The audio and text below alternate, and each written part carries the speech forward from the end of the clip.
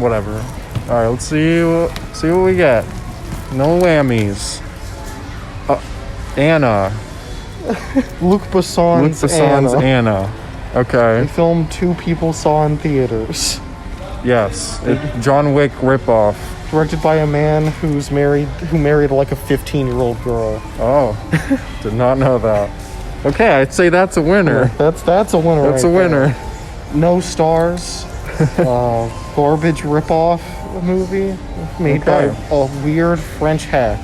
Here we are. 2 thumbs up. So yes, it's 2019's Anna, directed by Luc Besson. Anna introduces Sasha Luce. Again, don't know. Might be butchering that. In the title role, with a star-studded cast including Academy Award winner Helen Mirren. Whoa. We just said this. It's Cillian Murphy, not Cillian, apparently, and Luke Evans. So I'm not looking forward to the actual main portion of the show because I don't even. How do you even retell the events of this? Because it's all out of order. This is quite the task we have in front of us because it time skips just about like every other scene. Yeah. Where a title card will come out and it'll say like 6 months either earlier, 6 months later, 3 years earlier, 3 hours before, and instead of having it all, I'd understand more maybe if the cards were like, this is the date, and then maybe you just have to keep in mind when things are happening. But it's all relative to the scene before it, which makes it even more confusing somehow. Yeah, it's really hard to keep track of when 4 cards ago it said we went 30 minutes in the past, and now it's saying we're going 5 hours in the future. You like struggle to remember what happened in between, and it's just like, I get the idea that Luc Besson pitches on the disc, which is that the character in the movie, are both Russian nesting dolls. That, you know, it's a story within a story. You gotta figure it out. It doesn't really function at all as a narrative. No, and that theming is weird. They put so much emphasis on that on the behind the scenes thing, and it's like, it is in the movie. It's very clearly what is actually there, and they're not BSing. But at the same time, it's so like loosely formed. I understand the whole Russian nesting doll thing in relation to her character, because it's like, oh, she's not just, you can't just define her, you know, by a couple traits. It's like, you know, she has all these different personalities. When I was a kid, I used to play with Matryoshka dolls way before they pretended to sell them on a street corner. I love opening them up and looking at their beautiful faces. It's a woman inside of a woman inside of a woman. Now, if there would be a doll made of me, what would she be? A daughter? A girlfriend? Russian spy? A model? An American spy?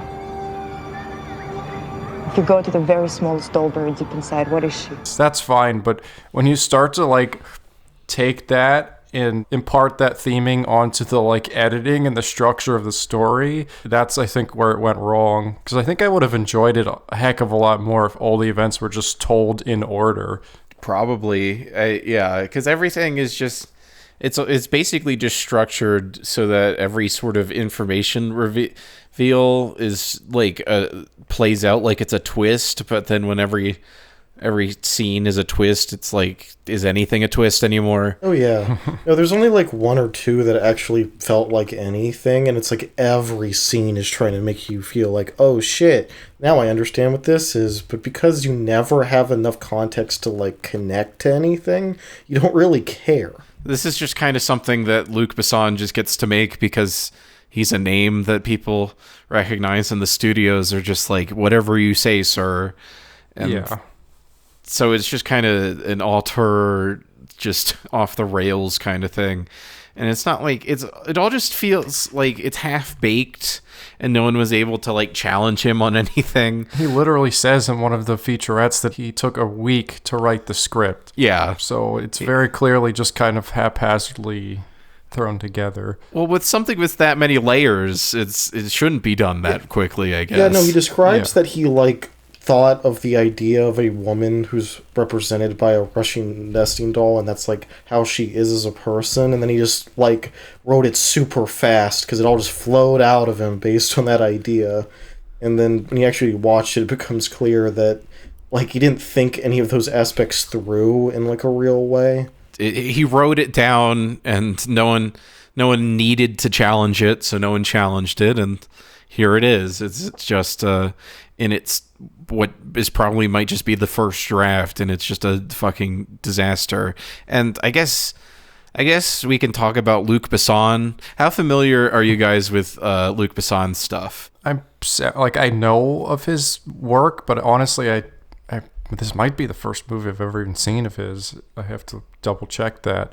But yeah, I know the type of things he makes.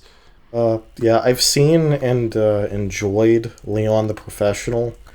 And I've tried to watch Lucy a couple times, but I never finish it. I just kind of go, and that's pretty much the end of it with him for me.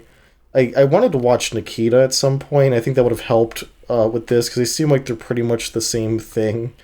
But, yeah, no, I only really know him for the one movie that I like, and the fact that he's, like, kind of a weirdo. Well, neither of you brought up The Fifth Element. You haven't seen that one? I have seen The Fifth Element. I forget about that sometimes. Yeah, that's also pretty cool. That movie rocks. Yeah. Yeah. That's fun. No, see, the previous two movies of his I've seen are pretty good. I actually liked his work, except for, attempting to watch Lucy and just kind of going, eh. But this does not have, like, any of the, like, craft or energy of those. So how many of his movies are just titled after the main character, and it's just their first name? It seems like, I'm looking at them, and it seems like all of them. Valerian. Lucy. Valerian. Leon. Nikita. Anna. Nikita. Arthur. Oh yeah, I did do that Arthur CGI. Okay, all three. Okay. He did all three Arthur movies. I've seen the first one of those. That's the only other Luc Besson film I've ever seen. You've seen Arthur and the Invisibles, part of the horrifying mocap craze of the 2000s. Yes. Mm-hmm. That's one horrifying looking movie. Yeah, shouts to Robert Zemeckis for popularizing that in America. The restaurant action fight scene was fine.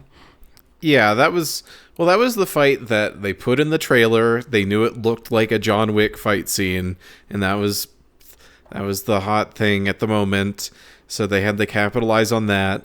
But then it's like that's one of like two action scenes. Yeah, there's like two.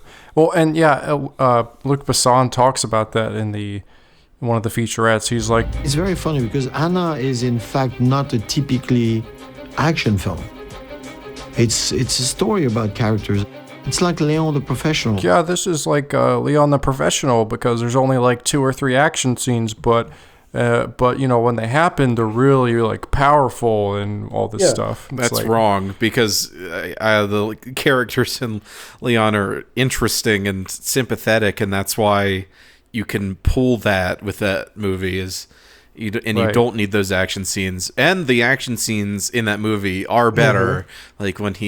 Like when he's hanging above the door and then he drops down through the door frame and starts like killing everyone. That's a great scene. Yeah, and when Gary Oldman's character is getting closer to them, you actually feel like a tension.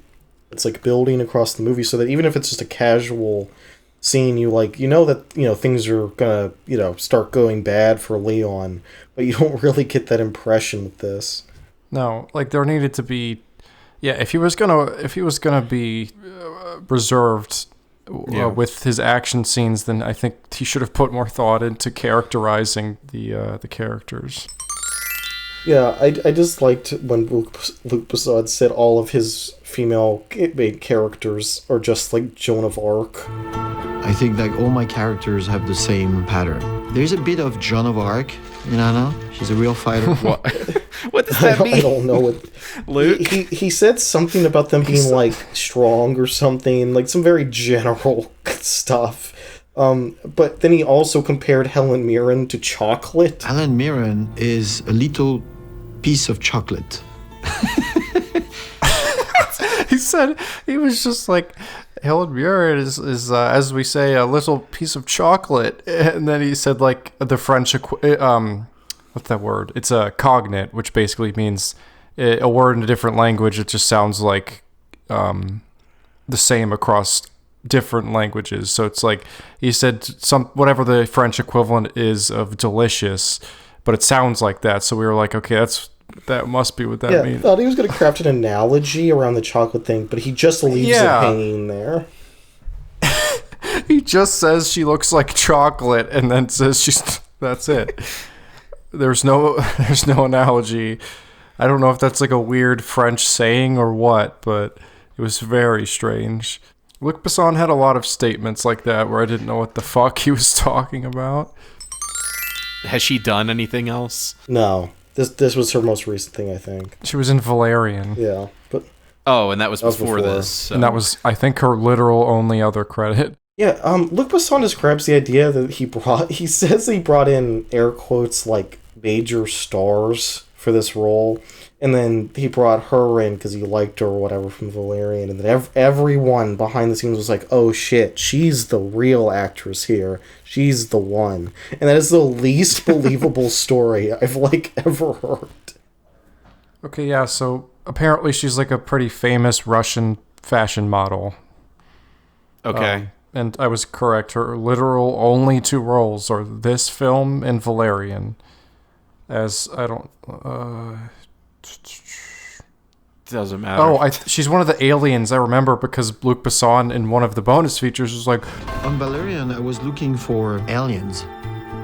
And when I met Sasha, she looks like an alien. She's like so tall. I say, you look like an alien. I was like, yeah, man. That's what a compliment.